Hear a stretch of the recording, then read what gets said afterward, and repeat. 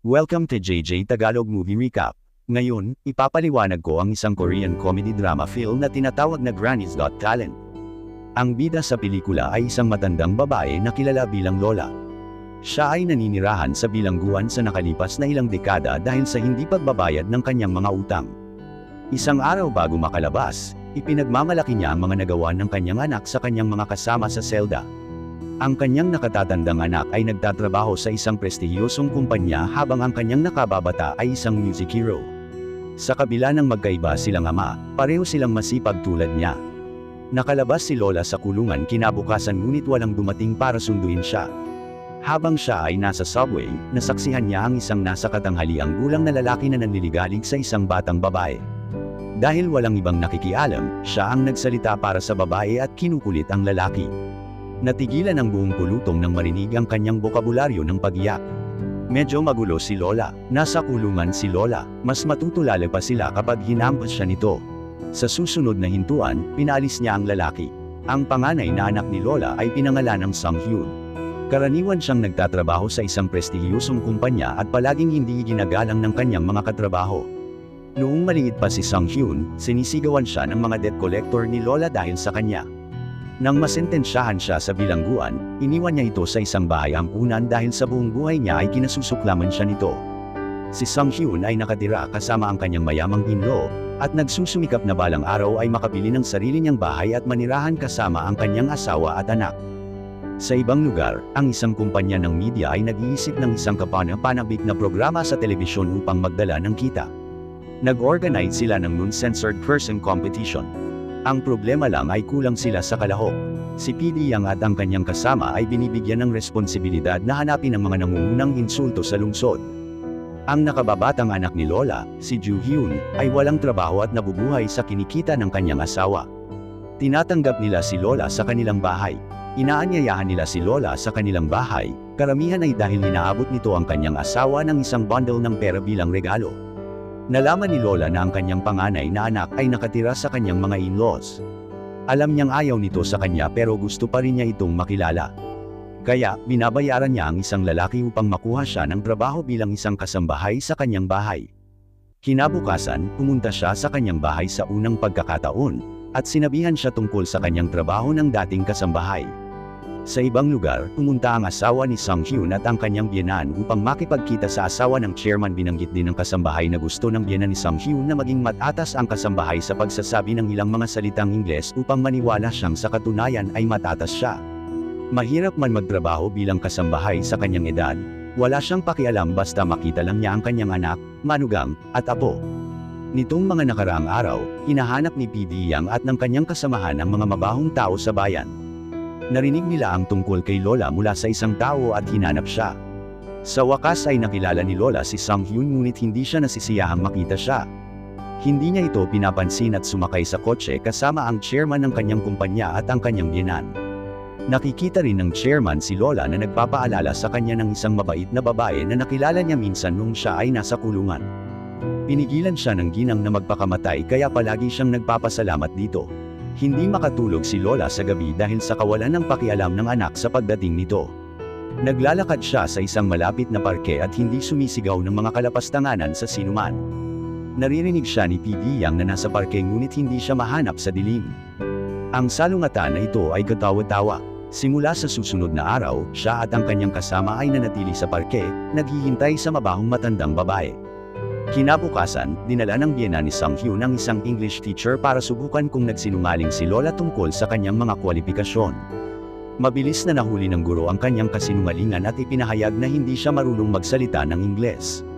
Galit na galit ang biyenan at gusto siyang tanggalin ngunit iginiit ng asawa ni Sung-hyun na hindi nila kailangan ng nagsasalita ng English para lang gumawa ng gawaing bahay. Pag-uwi ni Lola noong araw na iyon, narinig niya si Joo-hyun at ang kanyang asawa. Isinusugal pala nito ang perang binigay nito sa kanila. Pumunta sina Joo-hyun at Lola sa parke kung saan ipinahayag niya na kailangan niya ng maraming pera para mabayaran ang kanyang utang. Noon lang, kinanap ni PD Yang si Lola at pinakiusapan siya na makasama sa kanilang palabas. Noong una, tinanggihan ni Lola ang alok ngunit hindi tumitigil si PD Yang sa pagsisikap na hikayatin siya. Sa kalaunan, pumayag siyang gawin ito para sa $300,000 na premyong pera. Sa wakas, nagaganap ang audition para sa kompetisyon sa pagmumura. Ang mga hukom ay nag-dismiss ng karamihan sa mga kalahok dahil hindi sila tumutugma sa kanilang mga pamantayan.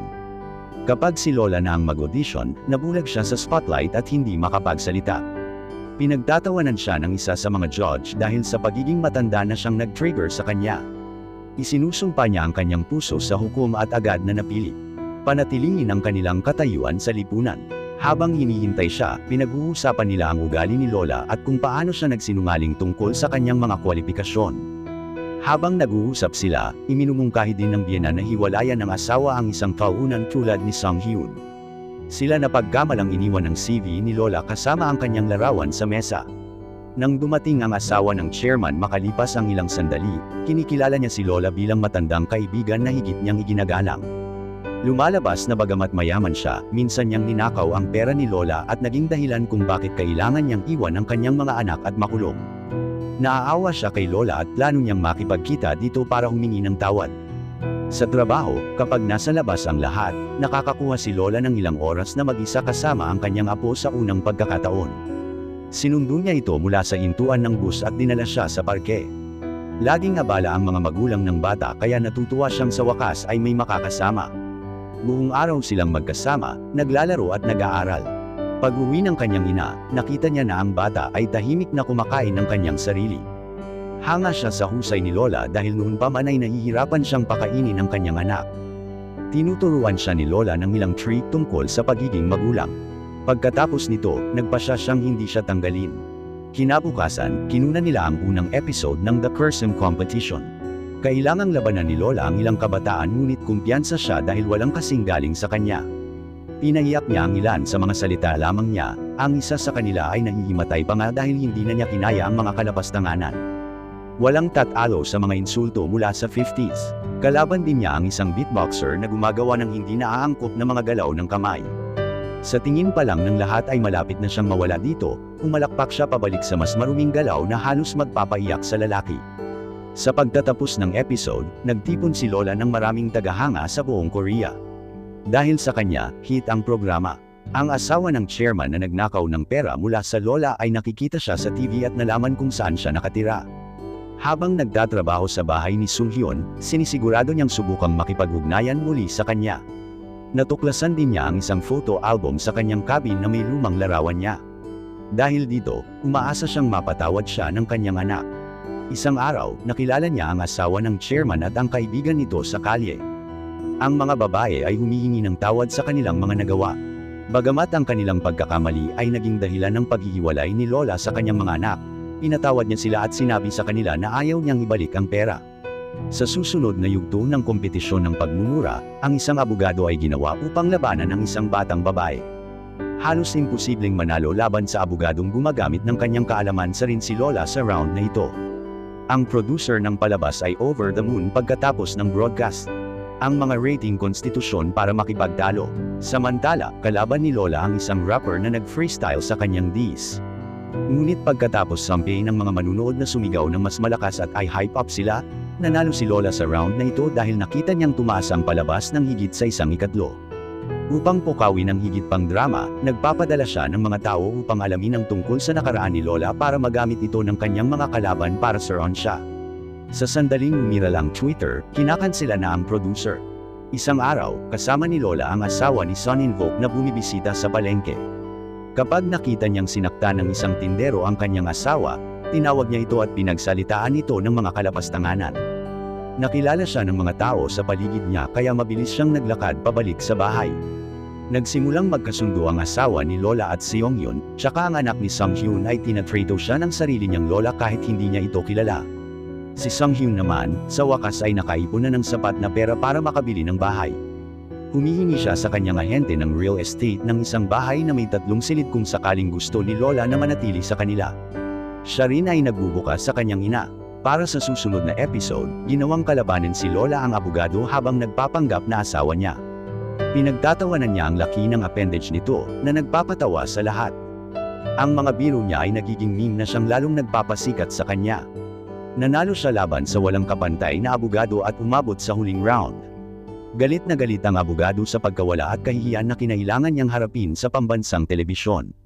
Upang makapaghiganti kay Lola, hinuhukay niya ang kanyang nakaraan at nalaman na iniwan niya ang kanyang mga anak na lalaki at isang ex-con. Hindi nagtagal, umikot ang salita at ang lalaking pinalayas ni Lola sa tren ay nagpatotoo laban sa kanya sa TV. Habang kumakalat ang balita, ang mga random na tao ay sumasali sa bandwagon, na naglalabas ng mga maling akusasyon laban sa kanya. Nalaman ng mga tao na sina Sung Hyun at Joo Hyun ay kanyang ex-con na ina. Pinagtatawanan siya ng kasamahan ni Sung Hyun, na akala na niya ay talunan dahil sa kanyang ina. Nag-trigger ito ng trauma na pinipigilan ni Sung Hyun sa buong buhay niya. Bukod dito, nalaman din ng kanyang biyenan ang tungkol sa kanyang ina at sinisisi siya sa pagpasok ng kanyang ex-con mother sa kanilang bahay. Ang pagkuha ng pagkakataon, ipinahayag niya na ang kanyang anak na babae ay hiwalayan siya sa lalong madaling panahon. Napakagandang araw para kay Sung Hyun. Napaluhod si Lola at nakikiusap sa babae na huwag sirain ang buhay ng anak dahil lang sa galit nito sa kanya. Gayunpaman, ang mother-in-law kicks her out of the house matapos siyang insultuhan. Pag-uwi ni Lola, galit na galit si Joo Hyun sa kanya. Hindi niya alam na nagtatrabaho siya bilang kasambahay sa bahay ni Sung Hyun. Naiinis siya sa katotohanang mas pinapaboran ng kanyang ina ang kanyang kuya kaysa sa kanya. Nagkaroon ng matinding pagtatalo ang dalawa nang biglang humubo nang hindi mapigilan si Lola. Si Joo Hyun at ang kanyang asawa ay pumunta sa doktor at ipinakita sa kanya ang gamot na iniinom ni Lola, para lamang malaman na siya ay may mahinang puso at marahil ay nagkaroon ng ilang atake sa puso habang siya ay nasa bilangguan. Noong gabing iyon, nakatanggap si Lola ng tawag mula sa asawa ni Sung Hyun, na nagpaalam sa kanya na hindi pa siya umuwi. Pumunta si Lola sa kanyang trabaho at tinanong ang kanyang mga kasamahan tungkol sa kanya ngunit wala rin silang sagot. Hindi siya pumapayag na umalis hanggat hindi nila sinasabi kung nasaan siya, na nagdudulot ng malaking kaguluhan sa opisina. Napansin ito ng chairman at lumabas sa kanyang cabin. Agad niyang nakilala si Lola bilang ang babaeng nagligtas sa kanyang buhay sa kulungan. Lumuhad siya sa harap niya bilang pasasalamat, na ikinagulat ng kanyang mga empleyado. Sa wakas ay pinakinggan nila ang kahilingan ni Lola at magiliw na sinabi sa kanya na hindi nila siya nakita. Samantala, sa labas ng studio, maraming tao ang nagtipon upang magprotesta laban sa manunumpa na kompetisyon, na sinasabing ito ay immoral para sa pagbibigay ng isang ex-con ng plataporma. Magsisimula na ang huling episode pero hindi pa dumarating si Lola sa set. Sa sumunod na eksena, nakita namin si Sung Hyun sa kanyang sasakyan. Walang nangyayaring tama sa buhay niya kaya napagdesisyonan niyang magpakamatay. Sumandal siya sa pader at nawalan ng malay. Pansamantala, pumunta si Lola sa studio ngunit malinaw na hindi pa siya handa para sa huling round. Higit pa rito, kailangan niyang labanan ng isa pang matandang babae na hindi pa natatalo kahit isang round hanggang ngayon. Lalong nagiging mahirap ang kompetisyon para kay Lola nang ipahayag na kailangan nilang lumaban na parang mag-ina. Ang kanyang kalaban ay nagpupunta bilang isang anak at iniinsulto siya ngunit kapag si Lola na ang magsalita, siya ay nananatiling tahimik. Isang lalaki mula sa madla ang naghagis ng isang itlog sa kanyang mukha, pinahiya siya sa harap ng lahat. Siya ay nagsalita sa unang pagkakataon at sinasabing lahat ng nagmumura sa kanya ngayon ay tama. Sa halip na insultuhan ng kalaban, ipinaliwanag ni Lola kung paano siya naging isang kakilakilabot na ina sa kanyang mga anak. Sa wakas, napaiyak siya at sinabing mahal na mahal niya ang kanyang mga anak. Habang nagbibigay siya ng taos-pusong pananalita, gumapang si Sung Hyun palabas ng sasakyan at iniligtas ng mga tao sa malapit. Ang mga salita ni Lola ay nagbibigay inspirasyon sa maraming tao mula sa buong bansa. Nagsisimula silang sumigaw ng mga kalapastanganan sa lahat ng bagay na gumugulo sa kanila sa buhay. Tumahimik ang kalaban ni Lola at sa wakas ay nanalo siya sa kompetisyon. Gayunpaman, siya ay nagsuka ng dugo at nawala ng malay pagkatapos. Siya ay na-admit sa ospital kung saan pinupuntahan siya ni Sung Hyun at tinawag muna ang kanyang ina oras sa mga dekada. Si Lola ay napapaligiran na ng kanyang pamilya na mahal siya. Hindi nagtagal ay gumaling siya at lumabas ng ospital bilang isang celebrity. Ang mga babaeng nagnakaw sa kanya ay sumasang-ayon na ibalik ang lahat ng pera ng may interes. Nakita ng biyena ni Sung Hyun ang mga koneksyon ni Lola at humingi ng paumanhin sa kanya. Sa pagtatapos ng pelikula, pumasok siya sa isang kotse para lumipad sa Amerika para sa operasyon sa puso, at mag-iwan ng light para matulungan ang channel. Salamat sa panunood.